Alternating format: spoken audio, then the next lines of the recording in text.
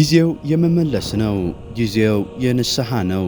ሰማያት ዝቅ ብለው ምድርን የሳሙበት፣ ፈጣሪ ፍጡሩን ፍለጋ ከዙፋኑ የወረደበት፣ የናፈቀን አምላክ የወደቀውን የሰው ልጅ ወዴት አለ ብሎ የጠየቀበት ቅዱስ ሳምንት ላይ ደርሰናል። እንኳን አደረሳችሁም ወዳጆቼ።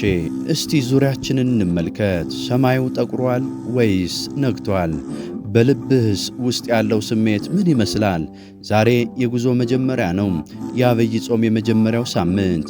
ሊቃውንቱ ዘወረደ ይሉታል። ትርጉሙ የወረደ ማለት ነው። እስቲ አስቡት። እሱ ከላይ ካልወረደ እኛ ወደ ላይ መውጣት አቅቶን ነበር። እሱ ዝቅ ካላለ እኛ ከፍ ማለት ተስኖን ነበር። ይህ ሳምንት የታሪክ ብቻ አይደለም፣ የማንነት ጥያቄ የሚመለስበት እንጂ። ዛሬ በምናባችን ወደ ኋላ እንሄዳለን። ወደ ዘመነ አዳም፣ ወደ ቤተ ክርስቲያን ምስጢር፣ ወደ ንጉሥ ዕርቃን ዘመን፣ ከዚያ ወደ ገዛ ልባችን ጓዳ እንመለሳለን። ተዘጋጅታችኋል? ጉዞአችንን እንጀምር። በስመ አብ ወወልድ ወመንፈስ ቅዱስ አህዱ አምላክ አሜን። ውድ የጥበበ ነፍስ ቻናላችን ተከታታዮች፣ በዚህ በታላቁ ጾም የአብይ ጾም የመጀመሪያውን ሳምንት እንዲህ እንተርከዋለን። አብራችሁን ቆዩ። ዓለም ገና በጨቅላነቷ ሳለች ሁሉም ነገር መልካም ነበር። ነገር ግን የሰው ልጅ በጠላት ምክር ተታለለ።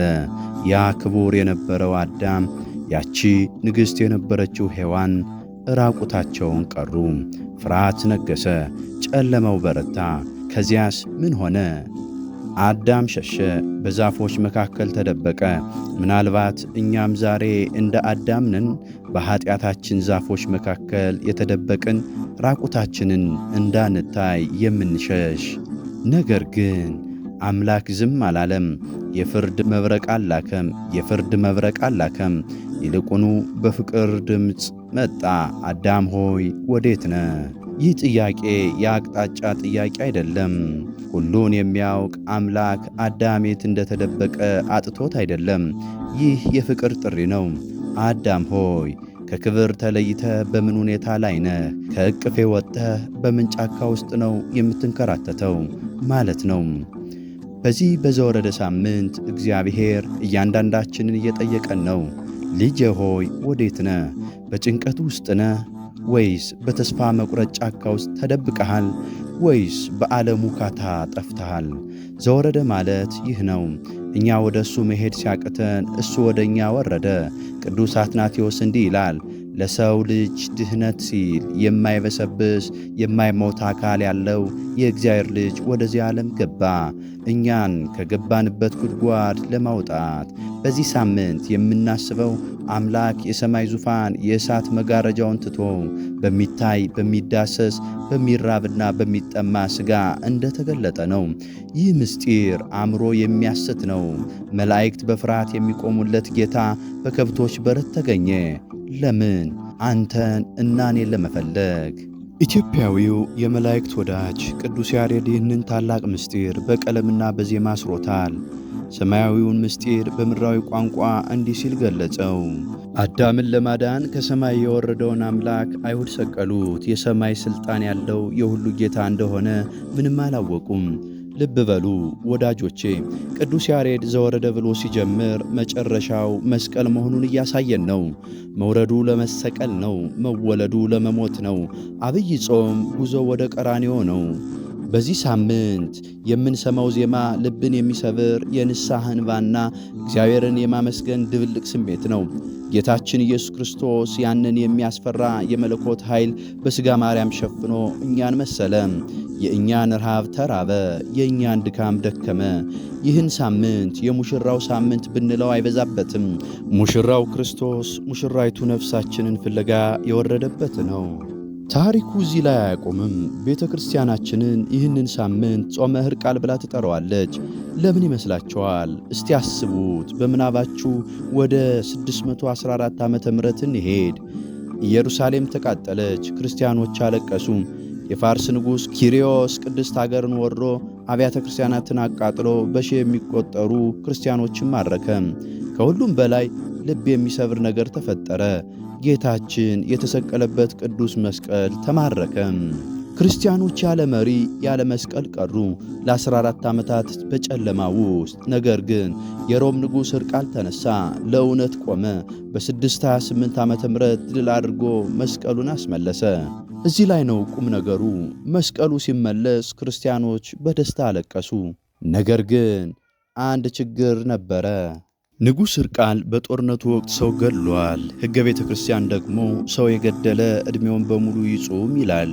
ንጉሡ ደነገጠ። ይህ እንዴት እችላለሁ አለ። ያኔ ካህናትና ምዕመናን ምን እንዳሉ ታውቃላችሁ? ንጉሥ ሆይ አንተ ይህንን ያደረግከው ስለ መስቀሉ ክብር፣ ስለ ቤተ ክርስቲያን ነጻነት ነው። እኛ ያንተን ዕድሜ ተከፋፍለን እንጾምልሃለን አሉት። ወዳጆቼ ሰምታችኋል? እንጾምልሃለን። ይህ የፍቅር ጠግ ነው። ሸክምን መጋራት። የዘወረደ ሳምንት መልእክቱ ይሄ ነው። ክርስቶስ የእኛን ኀጢአት ሸክም እንደወሰደ እኛም የወንድሞቻችን ሸክም ልንሸከም ይገባናል። ጾም ማለት ለራስ ብቻ መራብ አይደለም፣ የሌላውን ሸክም መጋራት እንጂ። እኛስ ዛሬ የወደቀውን ወንድም እንጸልይልሃለን ብለነዋል ወይስ እንፈርድበታለን? አሁን ወደ እኔና ወደ እናንተ እንምጣ። ጾማችን ምን ይመስላል? ነቢዩ ኢሳይያስ እንደተናገረው አንገትን እንደ ዘንግ ማቀርቀር ብቻ ነው ወይስ ልብስን መቅደድ? ሩተ ሃይማኖት በተባለው መጽሐፍ ላይ አባቶቻችን እንዲህ ይሉናል። ድሆችን እያስጨነቁ እያስለቀሱ የሌላውን ገንዘብ እየወሰዱ እየተደባደቡ ዝሙት እየፈጸሙ እየገደሉ ቂም በቀልን ሽንገላን በልቦናቸው እያስቀመጡ ቢጾሙ እኔ የመረጥኩት ጾም ይህ አይደለም። አዎ ከምግብ መከልከል ቀላል ነው። ከክፋት መከልከል ግን ተጋድሎን ይጠይቃል። ጾመ ዘወረደ ልክ እንደ ጌታችን ወረድ ማለት ይጠይቃል። ከትዕቢት ወርደን ትሕትናን ገንዘብ ልናደርግ ይገባል። ከክፋት ዙፋን እንውረድ፣ ይቅርታን እንልበስ። ከራስ ወዳድነት ወርደን እጃችን ለድሆች እንዘርጋ። የክርስቶስ መውረድ እኛን ከፍ ለማድረግ እንደሆነ ሁሉ የእኛም መዋረድ ለወንድሞቻችን መታጠፍ በመጨረሻም ክብር ያሰጠናል። ውድ የቻናላችን ተከታታዮች የዐቢይ ጾም መግቢያ በር ላይ ቁመናል። ዘወረደ አምላክን የምናገኝበት ራሳችን የምንፈልግበት ሳምንት ነው።